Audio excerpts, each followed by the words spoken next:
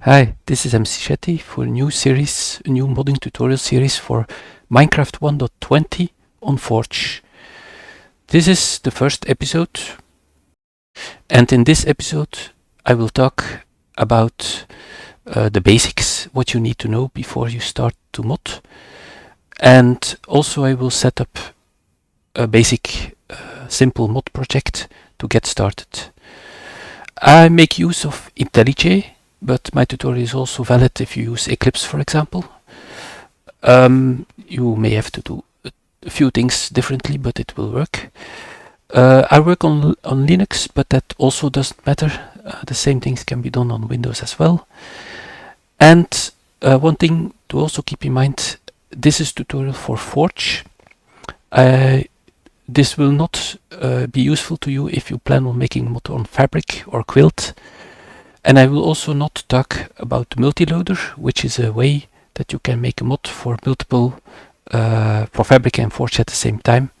The reason being that I don't know much about it myself, and also I find it a bit limiting.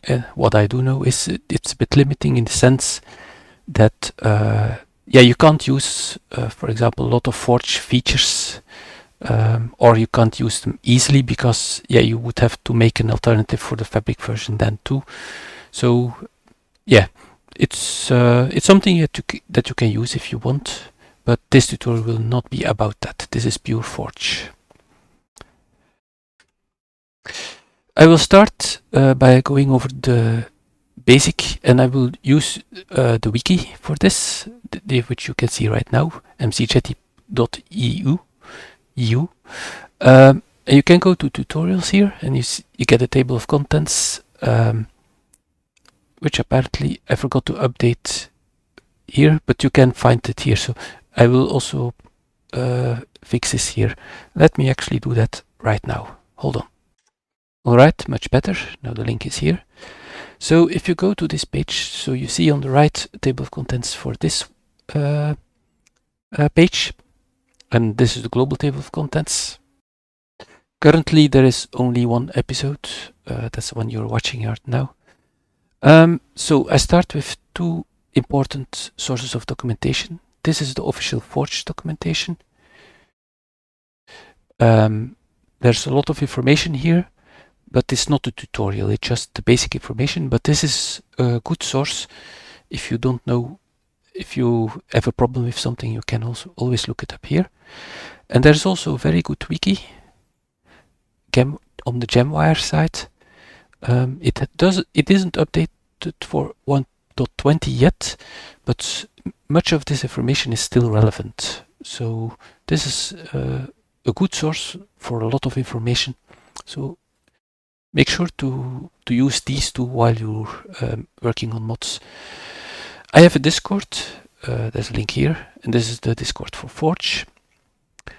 This is a GitHub for the tutorials, at least for the first one.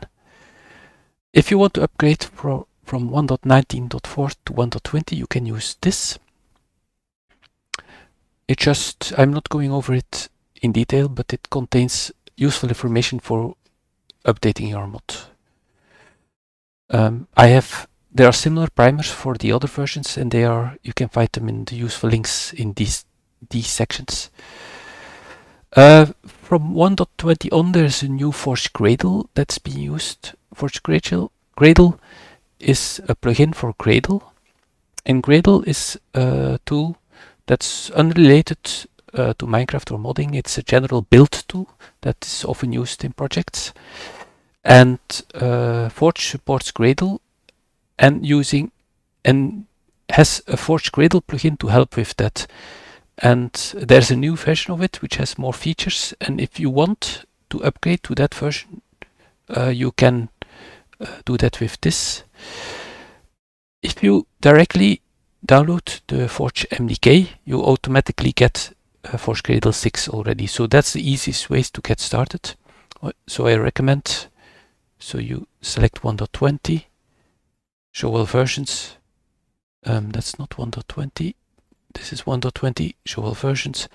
And you can see here the MDK, which you can download from here.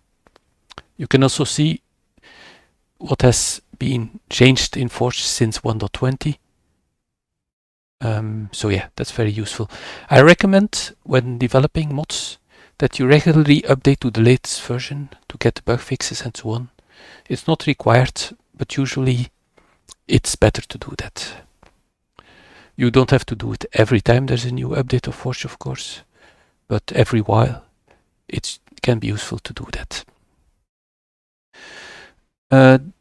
This wiki is also important. I will go more over what this means later. For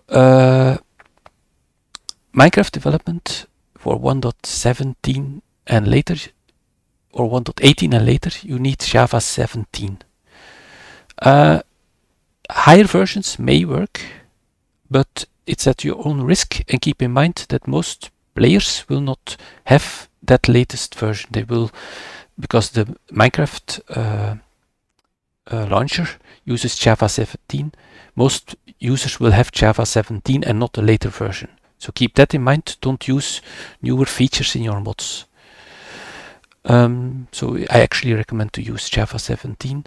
Don't use older either. That will simply not work. Yeah, there's here some other information that can be useful later, but I will not go over that right now. Yeah, there is only one episode right now. That's this one. And so the video is still being made. I'm making it right now. So of course there's no link yet, but it will be here. This is Wiki page specifically for the first episode, and here's the GitHub page. Here if you clone this using that URL, you can get my basically the first tutorial. Alright, so let's go over to episode 1.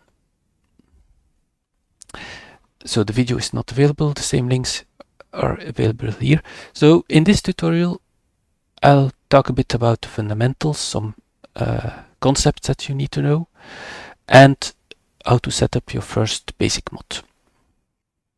So basic project setup, the easiest way, well, there are now two easiest ways.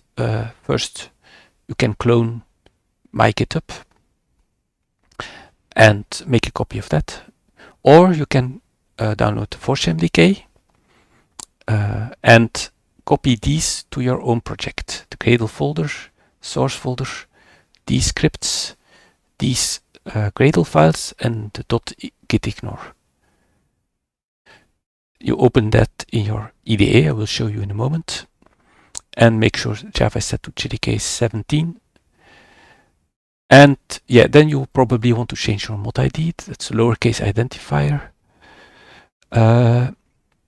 And this should be unique. So that's how mods are uniquely identified. So let's now watch that basic project and see if we can find all these things.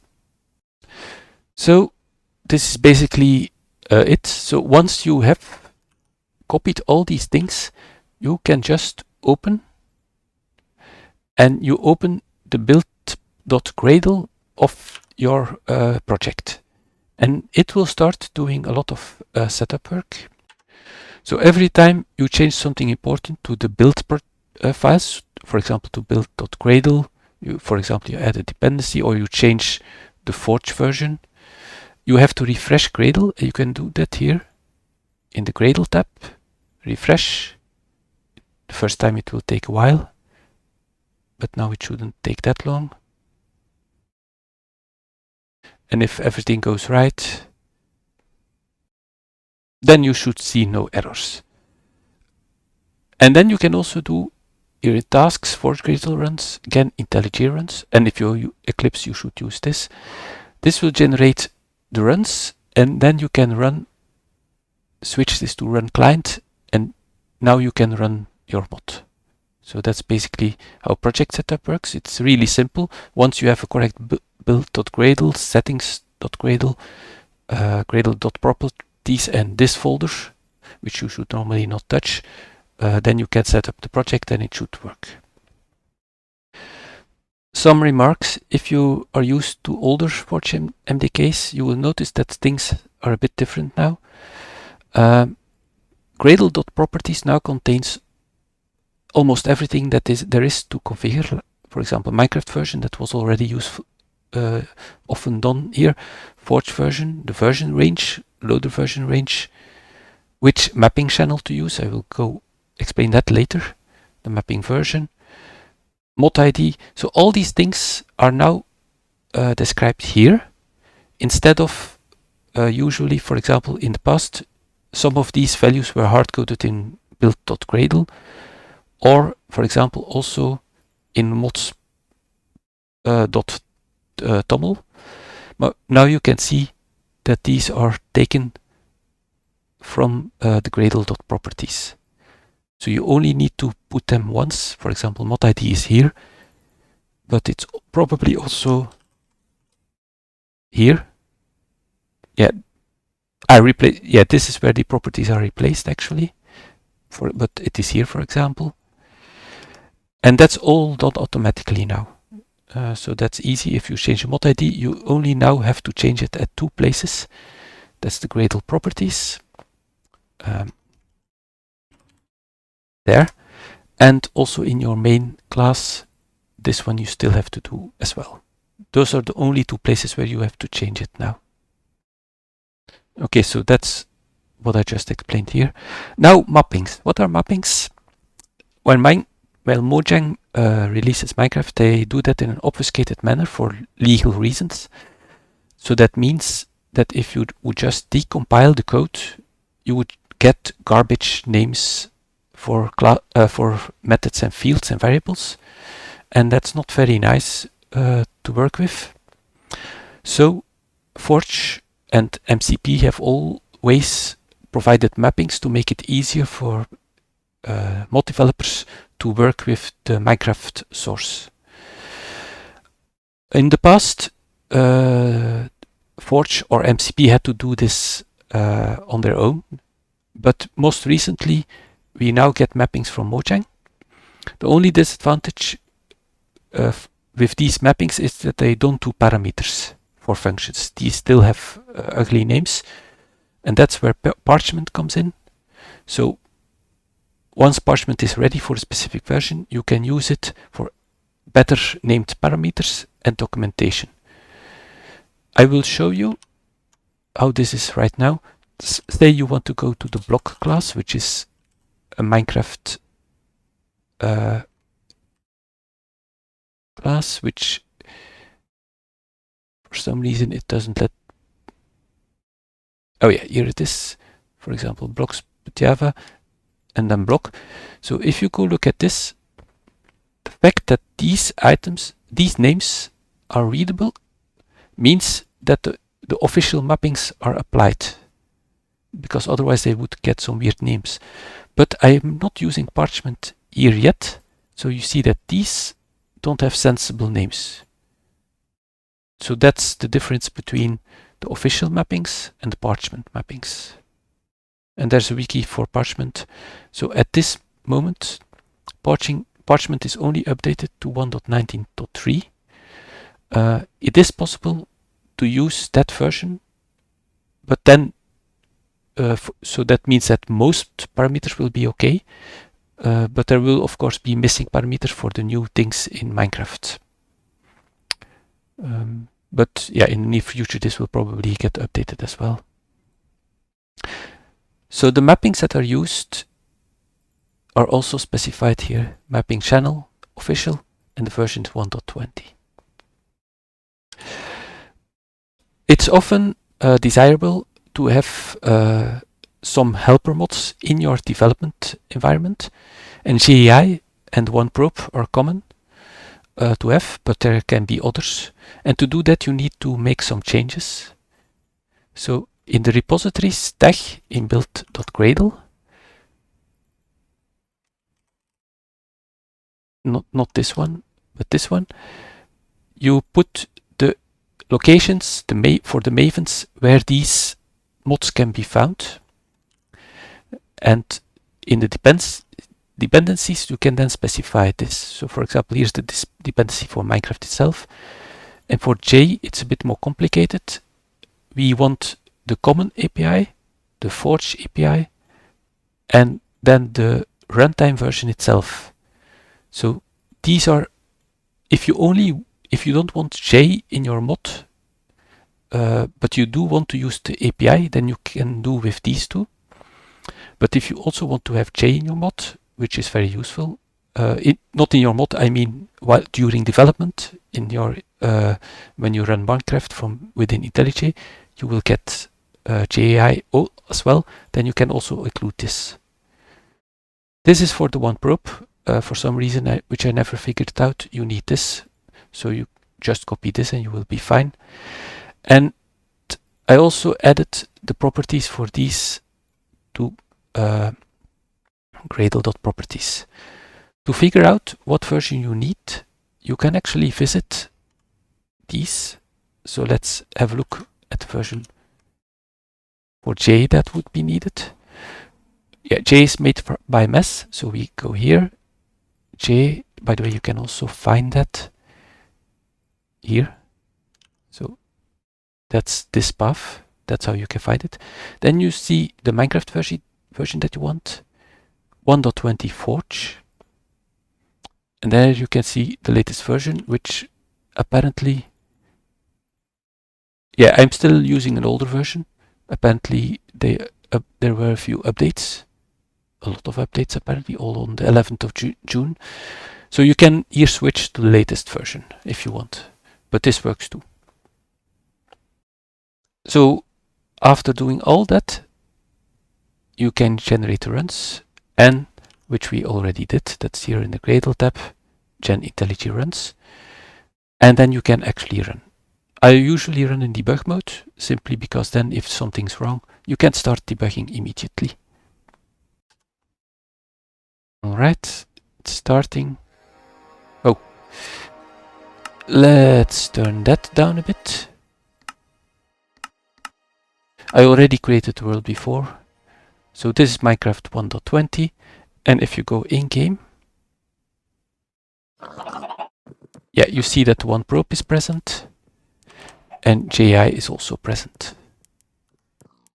This is a block that's added by this tutorial, and I will explain that in a moment. So yeah, it works. That's basically what you can do. In this tutorial, we will base our mod mostly from the MDK, from the Forge MDK, so I will not do a lot of modifications, just basically the mod ID. Let's go switch over to IntelliJ and explain what's going on there. Let's make it a bit bigger. Hold on.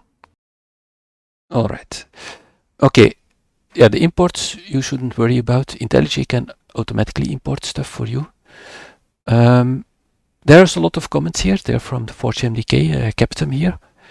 So basically, this is your main mod class. That's how you annotate it. Can be any name. This is the mod ID. This has to match with the mod ID in Gradle properties. Here. So that has to match. And everywhere else that you have the mod ID, which should be nowhere, because this uses all that variable from Gradle properties, you should should be the same. That's 2 places now. This is a logger that you can use for logging debug information. This is, I will explain that in more detail later, but this is a registry that we can use for making blocks and items, new blocks and items. And this is an example block. That's the badly textured block that you saw a while ago. And this is an item for the block. I will explain you why you need both also in a moment. So in the constructor, that's how it starts. We get the mod event bus. Again, explanation later. And we add a few listeners to that bus. And that's basically it. From this point on, by these listeners, we have wired up our application, our mod, to Forge. Yeah, and then here you see common setup, which is the listener. This is registered here. This is for adding items to tabs, creative tabs. When the server starts, we get this. And this is for client-side events, so that if you want to register renderers, for example, you can do that here. So this is how to make a separate subscriber for other things. Important to note, I will do that in the next tutorial. I like to separate client and server stuff, so I don't like to do this inside the main mod file because that's client side. And important, if you would, for example, do something like this here, just an example, get user, that would actually cause your mod to fail because this is client only. This class doesn't exist on the server, but this mod file has to be able to load on the server too, at least if it's a server-side mod. That's why it's common practice and good practice to separate client-side stuff into other classes, and we will do that in the next episode. So that's basically the entire mod. There's a few things here that aren't really needed, but they are here for as example. Let's actually go over some of the concepts here. So I have this image. There are 3 columns. There are definitions, how that is represented in an inventory, and how that is represented in the world. There's a lot more to it than this, but this is the basics. Definitions only have one instance each. For example, there is only one diamond pickaxe item in the game, and every time, every player that has a different diamond pickaxe will actually have a different item stack that refers to that single diamond pickaxe. Similarly, there's only one dirt block in the game, and if you have that in the inventory, then that's wrapped inside an item, and that item is then put in an item stack. So there's one dirt block in the game, there's one dirt block item in the game, but there can of course be multiple item stacks for dirt and pickaxes. A block that is in the world that you can see and interact with is in the world with a block state. Yes, so for example, if you have 10 dirt blocks in a row in the world, that's one dirt block, but there are, and also actually one dirt block state, but that dirt block state is replicated 10 times. So keep in mind, there can be multiple item stacks in different inventories and different players, for example, but there's also only one block state for every possible variation of a block. Dirt blocks don't have variations, so there is only one dirt block state, but a chest has several variations. There's one chest block, but there are different block states. For example, for the chest block that is facing north, there's a different block state than the chest block that is facing south. So keep that in mind. But there is only one chest block facing north again. If you have multiple chests in the world, all facing north, they will all use the same block state. So you can ask, how is it that different chests have different items in them? How does that work? Well, that works using block entities. So in the world, every of these chests that has the same block state and the same block will have a different block entity. Block entity is actually what keeps the information that is specific to one instance of a block state in the world. And for example, for a chest, that could mean that it keeps all the items that are stored in that chest. For a furnace, it can also mean how far along it is melting a specific item. Not all blocks have block entities. For example, dirt has no block entity because it doesn't need to keep information. It doesn't need to do anything. It's just a block. Definitions, as I said before, there's only one of each of these definitions, but there are multiple block entities. So to be able to register a new kind of block entity, for example, jest block entities, you need the block entity type. So for example, there is one block entity type for jest block entities, and there's another block entity type for furnace block entities. And if you want your mod to make your own block entity, you also need to make one new block entity type, which then in the game can cause multiple block entities to be created. Okay, same for entities. Entity types represent entities in the world. Examples of entities are items that are on the ground, zombies, cows. So anything that is in the world that is not a block is usually an entity. And so there can be multiple entity instances, but again, there's only one entity type for each type of entity in the world.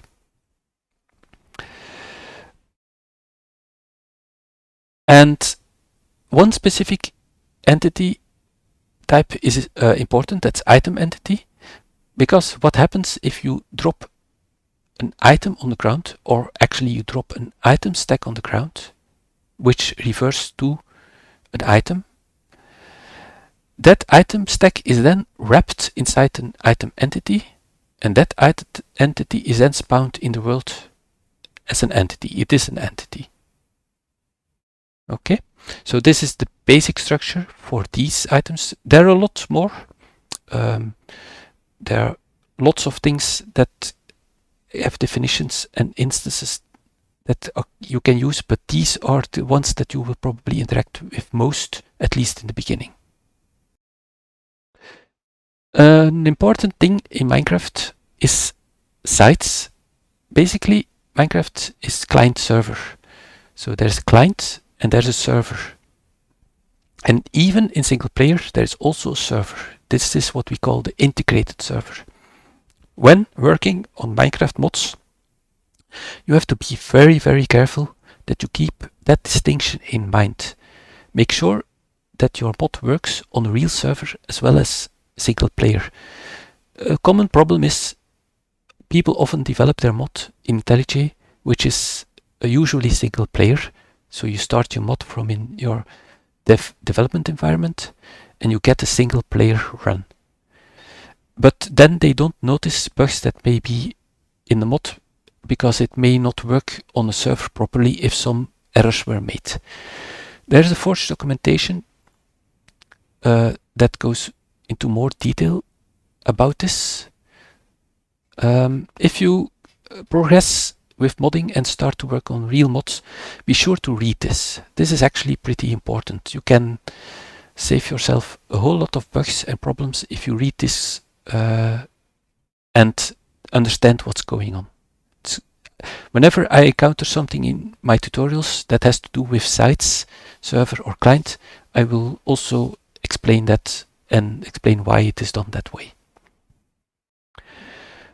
Forge works with events. Events are the system that is being used to wrap, to embed mod code into Minecraft itself. And yeah, again, there's Forge documentation on events.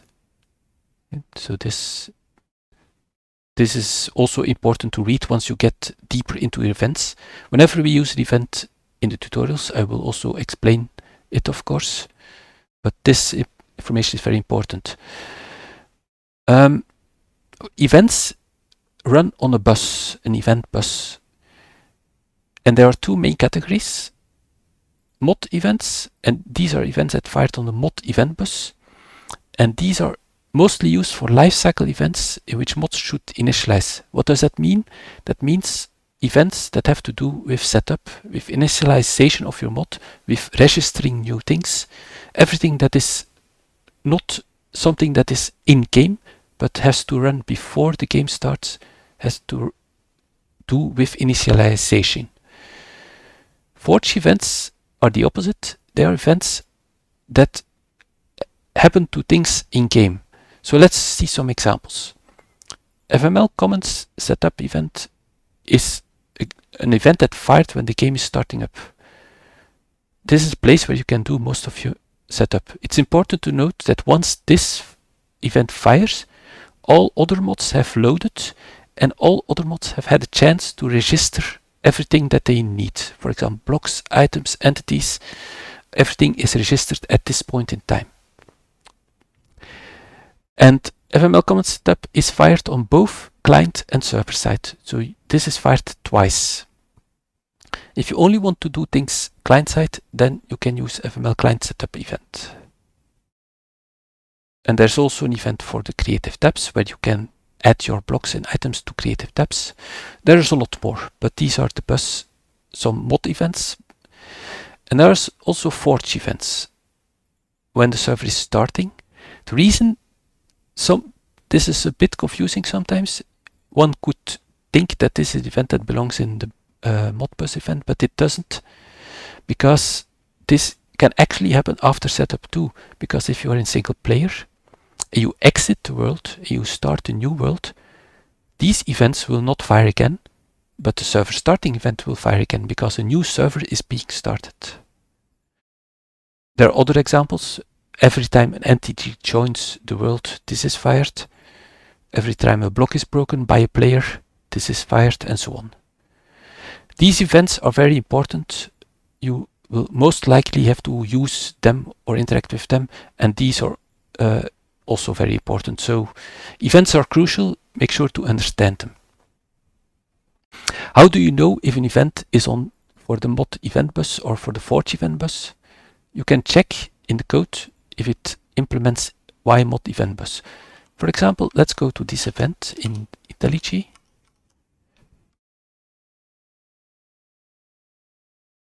It extends parallel dispatch event. So I used Ctrl N to go to a specific class, by the way. And then I Ctrl click. It extends mod lifecycle event. And here you see it implements ymod bus event. So that means it fires on the event bus, on the mod event bus. If you go look at, for example, break event, this one extends block event, extends event, but that's it. It doesn't implement that interface. So this fires on the forge bus. Often you can also get that information, by the way, in the Java doc there. So but to be sure, this is the best source. Let's have a look again at our tutorial code. So here is how you get the mod event bus and how you can add listeners to it. Also, these two have to be registered to the mod event bus, and that's how you do this. Here is how you find the forge event bus, and here we register our entire class tutorial, dus our entire mod class instance to that bus. And that will cause this to work. Because if you register something to a bus, that, by the way, that's also the case for the mod event bus, by the way, then it will catch all subscribed events and automatically register the event. So that's how this works. An important image that often occurs on the Forge Discord is this one. Why doesn't my event handler work? You have to keep in mind, for example, here you see this is a non-static method. Oh, it's non-static. That's because we are registering an instance to the event bus. So we need non-static methods because they will operate on that instance. However, there's no example of this in this file, but let's say that for some reason, we made this static. Yeah, you get an error here, that because you then have to register it like this. Also, if you register using this, so this annotation is equivalent, it's also on the Modbus, This is equivalent to getting the Modbus and adding a listener, except that if you do it like this, there is no instance. You are directly making an event bus subscriber to that bus. This it is the class that is being subscribed to that bus. So that means you have to use static methods here. Okay? If I were to do, for example, just as an example, let's say we remove this, we remove the static, and instead we do mod event register new client, what's called, yeah, client mod events, then it would also work. Now we don't have to remove the static because we are registering an instance. Okay, so that's a distinction. Keep that in mind. It's a common error. So let's put everything back. If you use this annotation, both for the mod or the forge bus, you have to use static. And otherwise, if you use add listener or you register, then you don't have to use static. And that's what this graph explains. Another very important thing in Minecraft Forge is the registries, and also in Minecraft, by the way. More information again can be found here. It's very important that you read this also, look over it. There's some good information here. But I will also explain it a bit more compact here. So there's very specific timing rules for when you have to do certain things during mod setup. For almost everything that there is that you can register inside a mod, there exists an event.